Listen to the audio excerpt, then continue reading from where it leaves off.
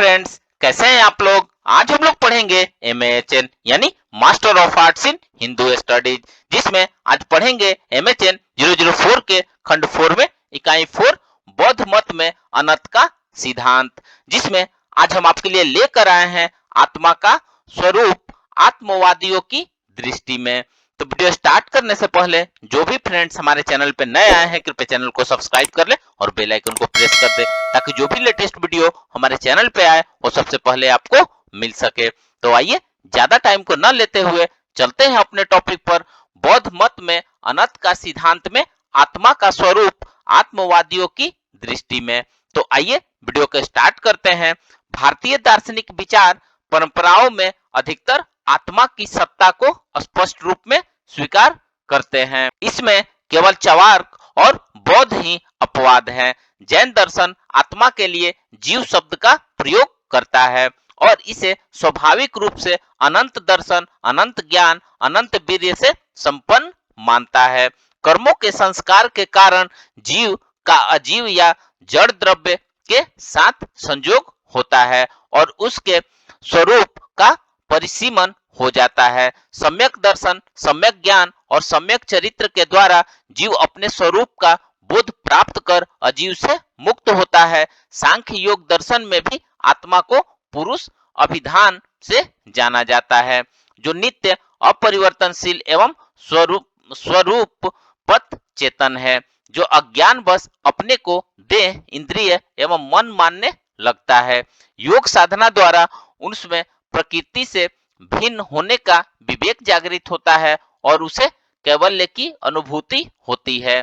न्याय वैशेषिक दर्शन में भी नित्य द्रव्य आत्मा की स्वीकृति है। न्याय दर्शन की विशेषता यह है कि वह प्रत्येक द्रव्य के अस्तित्व को तर्कपूर्ण ढंग से प्रतिष्ठित करने का उपक्रम करता है। 10वीं सदी ईस्वी के न्यायिक उदयनाचार्य ने तो अपने प्रसिद्ध ग्रंथ आत्म तत्व विवेक में कहा है कि दुख निवृत्ति के लिए आत्मा को तत्वत जानना अनिवार्य है। यहाँ तक कि आत्मा के अस्तित्व को नकारने में भी उसका स्वीकरण निहित है। प्रतियोगी अनुपयोगिता आत्मे अर्थात जो आत्मा का भाव मानते हैं उन्हें प्रतियोगी रूप में, और जो उसे देहादि से भिन्न आत्मा की सत्ता मानते हैं उन्हें अनुयोगी रूप में आत्मा के वास्तविक स्वरूप को जानना ही होगा। इसी प्रकार मीमांसा और वेदांत दर्शन की अनेक परंपराओं में नित्य एवं अपरिवर्तनशील आत्मा की स्वीकृति मिलती है। इसे जीवात्मा एवं साक्षी नाम से भी जाना गया है। इसके अस्तित्व के लिए विभिन्न दर्शनों में दिए गए कुछ तर्कों को नीचे संक्षेप में दिया जा रहा है, जिसमें सबसे पहले न्याय दर्शन में आत्मा का ज्ञान का अभिकरण माना गया है।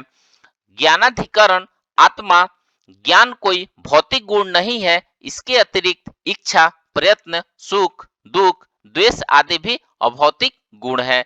जिस प्रकार भौतिक गुणों का आश्रय कोई भौतिक द्रव्य होता है, वैसे ही अभौतिक गुणों के आधार के रूप में किसी अभौतिक द्रव्य का होना आवश्यक है। यही द्रव्य आत्मा है। मीमांसा दर्शन में ज्ञान को आत्मा की क्रिया माना गया है। वेदांत दर्शन में आत्मा को ज्ञान स्वरूप मानता है। ज्ञान हमारा अनुभव है, इसका होना ज्ञाता आत्मा के होने का प्रमाण है। देह, इंद्रिय और मन ज्ञान का आधार नहीं हो सकते, क्योंकि वे भौतिक द्रव्य है। दूसरा है प्रत्यक्ष विज्ञा को अपरिवर्तनशील आत्मा के प्रमाण के रूप में प्रस्तुत किया जाता है। जब हम कहते हैं कि वही देवदत्त है जिसने हमने 10 वर्ष पूर्व वाराणसी में देखा था, तो किसने 10 वर्ष पूर्व देवदत्त को देखा था और वही उसे आज भी देख रहा है। स्मृति अनुभव से उत्पन्न संस्कार से भी उत्पन्न होती है। अनुभवकर्ता एवं स्मरणकर्ता भिन्न नहीं हो सकते। किसी अन्य का अनुभव किसी अन्य स्मृति का कारण नहीं बन सकता। अतः अनुभव और स्मृति के आधार पर एक ही ज्ञाता होगा, जो कि आत्मा है, अन्यथा स्मृति और प्रत्यक्ष विज्ञा संभव नहीं होंगे। हम सभी को अपने होने का भाव है और यह भाव आजीवन बना रहता है। हमारी मानसिक और शारीरिक संरचना में बदलाव के बावजूद इस भाव में कोई परिवर्तन नहीं होता है। इस भाव का धारक कोई अपरिवर्तित तत्व होना चाहिए जो कि आत्मा है। इसके अतिरिक्त न्याय दर्शन कहता है कि हम सभी में मैं शब्द का प्रयोग करते हैं, इसका संकेतक कोई द्रव्य होना चाहिए, जैसे मैं सुखी हूँ, मैं दुखी हूँ या मैं वही हूँ जो 10 वर्ष पूर्व था। इन अभिव्यक्तियों में मैं कौन है, न्याय दर्शन कहता है कि इस स्वतत्व चेतना के आधार पर रूप में आत्मा ही है। मीमांसा दर्शन में भी कहा गया है कि मैं शब्द वाचक आत्मा है और इसका आधार अहम भी है जो अपरोक्षानुभव में उपलब्ध होने के कारण असंदिग्ध है। आइए और चौथा पॉइंट देखते हैं। कर्म सिद्धांत का पुनर्जन्म की अवधारणा को भी नित्य एवं अपरिवर्तनशील आत्मा के प्रमाण के रूप में प्रस्तुत किया जाता है। कर्म सिद्धांत के अनुसार कर्मों का फल कर्ता को ही मिलता है। यदि अपरिवर्तनशील आत्मा का अस्तित्व न हो तो संपादित कर्म के फल न मिलने या किसी द्वारा अन्य संपादित कर्म का फल किसी अन्य को मिलने जैसी अव्यवस्था उत्पन्न होगी। इसी प्रकार इस जीवन काल में कोई ऐसा फल मिलता देखा जाता है जिसके लिए कर्म नहीं किया गया और कभी किए हुए फल कर्म का फल नहीं मिलते देखा है। बुरे कर्म करने वाले सुखी देखे जाते हैं और अच्छे कर्म करने वाले को दुख सहते भी देखते हैं। इस विसंगति की व्याख्या के रूप में भी भारतीय परंपरा में पुनर्जन्म के सिद्धांत को माना गया है। पूर्व जन्म में किए हुए कर्म का फल इस जन्म में मिल सकता है और इस जन्म में अफलित कर्म का परिणाम अगले जन्म में मिलता है। मीमांसा दर्शन के अनुसार पूर्व जन्म की घटना नित्य आत्मा की सत्ता के लिए प्रमाण है। जैन दर्शन कहता है कि कर्म पुद्गलों के क्षय होने तक पुनर्जन्म होते रहता है। भगवत गीता में पुनर्जन्म को आत्मा का एक स्थूल शरीर से संबंध विच्छेद और दूसरे स्थूल शरीर से संयोग के रूप में देखा गया है। जैसे कोई व्यक्ति पुराने वस्त्र त्याग कर नवीन वस्त्र धारण करता है, वैसे ही आत्मा एक शरीर छोड़ दूसरा शरीर धारण करती है। आइए 5 नंबर पॉइंट देखते हैं। सांख्य दर्शन में जड़ प्रकृति से भिन्न नित्य चेतन आत्मा के अस्तित्व के लिए अनेक तर्क दिए गए हैं। भौतिक वस्तुओं के संघात का सप्रयोजन माना गया है। कोई भी संघात स्वयं के लिए नहीं देखा जाता, ये सभी आत्मा के लिए हैं। जड़ जगत त्रिगुणात्मक है तो कोई नित्य गुण सत्ता होनी चाहिए।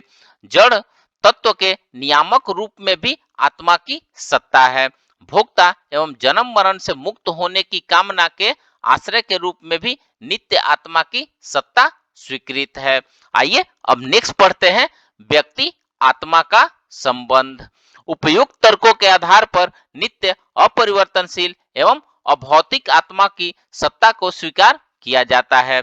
सामान्य धारणा है कि भौतिक जगत के सभी प्राणी आत्मा और शरीर के संघात हैं। प्रत्येक व्यक्ति आत्मा, शरीर, इंद्रिय और मन का संयुक्त रूप है। व्यक्ति के कर्मों से उत्पन्न संस्कार के कारण शरीर का निर्माण होता है जो कि व्यक्ति के जन्म लेने का मूल कारण है। सांख्य दर्शन के अनुसार बुद्धि, अहंकार, 5 ज्ञानेंद्रिया और 5 कामेंद्रिया मिलकर सूक्ष्म शरीर का निर्माण करते हैं। कारण शरीर और सूक्ष्म शरीर की गुणवत्ता कर्मों से निर्धारित होती है। कर्मों का विपाक होने से उनका फल भोगने के लिए व्यक्ति का स्थूल शरीर से संयोग होता है। मानव शरीर प्राप्त होने की दशा में कर्मों का परिष्कार भी संभव होता है क्योंकि इसी को कर्म योनि कहा गया है। अन्य प्राणियों का स्थूल शरीर केवल कर्म फल का भोग साधन बनता है, वे केवल भोग योनि कहे जाते हैं। चवार्क दर्शन आत्मा जैसे किसी अभौतिक तत्व को नहीं मानता है और न ही वह कर्म सिद्धांत को इस लौकिक जीवन तक सीमित रखता है। बौद्ध परंपरा अपरिवर्तनशील आत्मा की सत्ता अस्वीकार करते हुए भी कर्म सिद्धांत एवं पुनर्जन्म को स्वीकार करती है। अन्य बातों पर तो फ्रेंड्स, इस प्रकार से आज हमने बौद्ध मत में अनंत का सिद्धांत में आत्मा का स्वरूप आत्मवादियों की दृष्टि में पढ़ा। तो मिलते हैं एक नए वीडियो के साथ में, तब तक हमारे चैनल पे बने रहिए। धन्यवाद।